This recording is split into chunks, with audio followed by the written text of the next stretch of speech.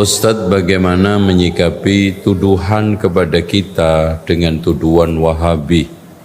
Wah, berat juga ini. Apalagi saat ini lagi ramai tuduhan itu. Ikhwas sekalian, Wahabi itu tuduhan dan guliran fitnah yang digulirkan oleh dua pihak, oleh eksternal yaitu dari kaum imperialisme. Makanya di dalam tulisan-tulisan mereka, buku-buku mereka dan studi-studi paper akademik mereka tampak sekali. Kenapa? Karena imperialisme ketika itu terancam dengan gerakan pembaharuan mereka yang dituduh Wahabi. Makanya Inggris menggulirkan isu Wahabi di India. Belanda menggulirkan isu Wahabi di Indonesia. Italia menggulirkan isu Wahabi di mana? Libya. Prancis di Aljazair dan seterusnya.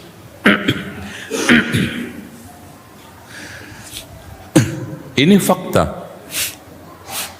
Dan dari internal yang digulirkan oleh Turki ketika itu sedang beradu kekuatan dengan Saudi pada zaman pemerintahan Muhammad bin Saud yang didampingi oleh seorang ulama namanya Muhammad ibnu Abdul Wahab.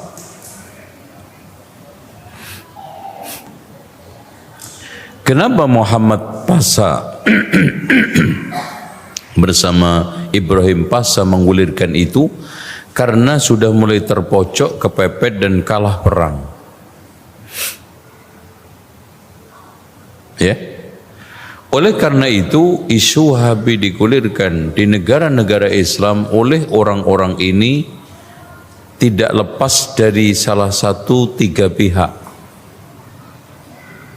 Pihak yang pertama, orang yang takut kehilangan reputasi dan popularitas sosial keagamaannya di masyarakat.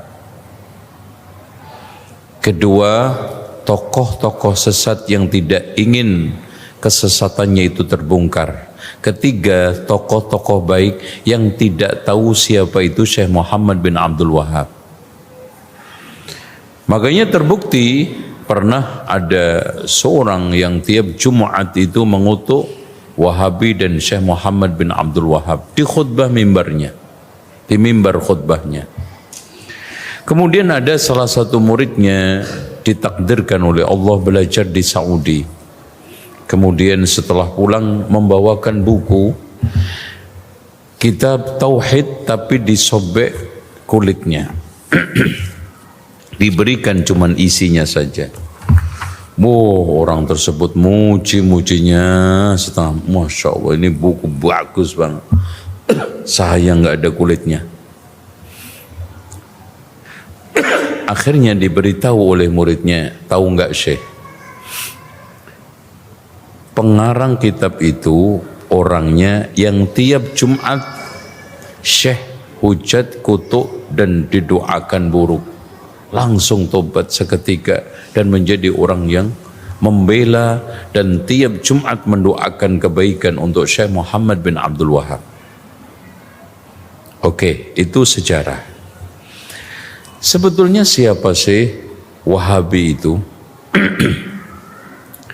Wahabi ada dua macam, warisan historis sama warisan imperialis. Warisan imperialis yang tadi, isu yang digulirkan memang untuk memojokkan, untuk memfitnah sesama umat Islam lagi. Aneh bin ajaib. Di zaman katanya demokrasi, di zaman katanya perlu toleransi, di mana Orang-orang itu diberikan hak, kita harus toleran. Tapi di sini ada sekelompok yang gencar sekali memojokkan kaum muslimin, temannya sendiri. Ini tak elok, ini merupakan satu fitnah. Wal fitnatu asyaddu minal qatl. Wal fitnatu asyaddu minal qatl. Fitnah itu lebih kejam daripada pembunuhan. Kemudian warisan historis. Siapa sebetulnya Wahabi secara historis? Dia itu Abdul Wahab bin Abdurrahman Ar-Rustum, salah satu tokoh Ibadiyah Khawarij yang hidup pada abad kedua Hijriah. Lah Syekh Muhammad bin Abdul Wahab ini hidup pada zaman kapan? Pada abad 12 Hijriah, jauh banget. Jadi Wahabi warisan historis tadi, Wahabi warisan imperialis.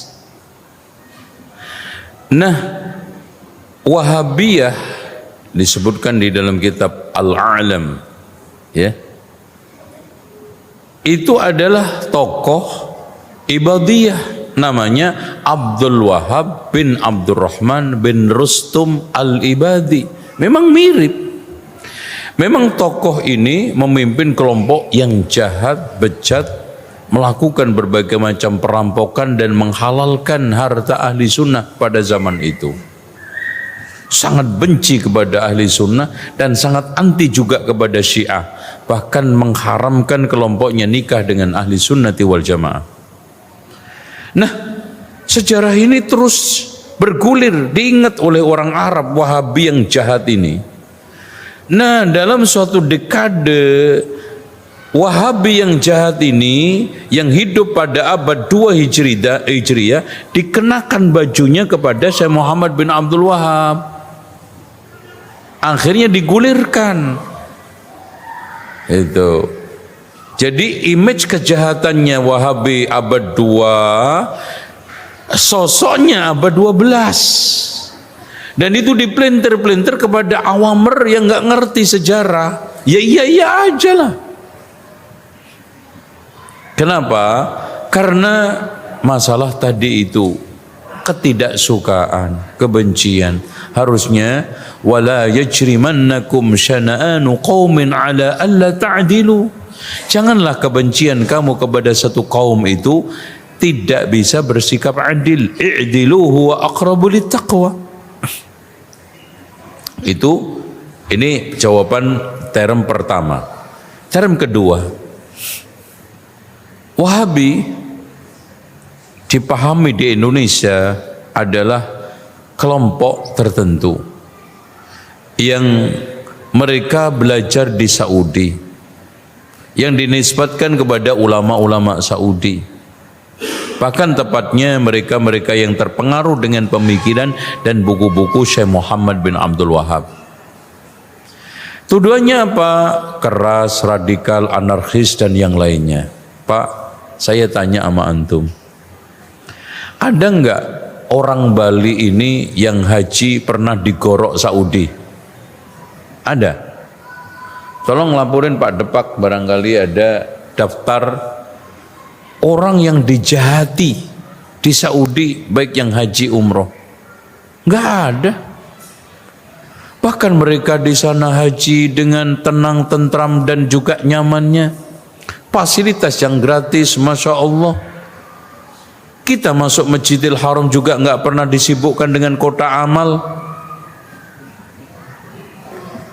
Polisi, tentaranya juga ramah-ramah.